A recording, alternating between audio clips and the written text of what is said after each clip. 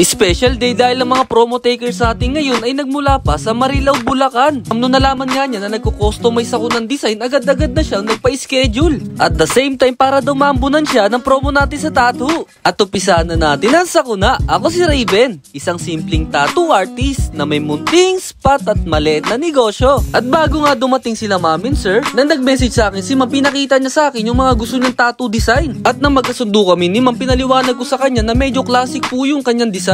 Kaya ni-request ko kay ma'am kung pwede ko ba i-customize yung design niya. Na agad-agad naman niyang inaprubahan. Kaya dito, tinanong ko si ma'am kung ano yung mga kabuluhan niya sa buhay. Ang sabi niya sa akin, ako na daw ang bahala. At nang matapos ko yung design, pinaliwanag ko kay ma'am kung ano yung meaning ng ginawa kong design para sa kanya. Na agad-agad naman nagustuhan ni ma'am. Ang meaning neto ay isang kalayaan, kapayapaan, at saka the same time isang traveler si ma'am. Diba? Napaka-simple at unique lang. Tatlong klase nga ng pag-atake ang ginawa ko dito. Meron dito yung papointillism, lining, at color packing. At saka ako, sinunod si bossing. Ito na po yung outcome. Bang!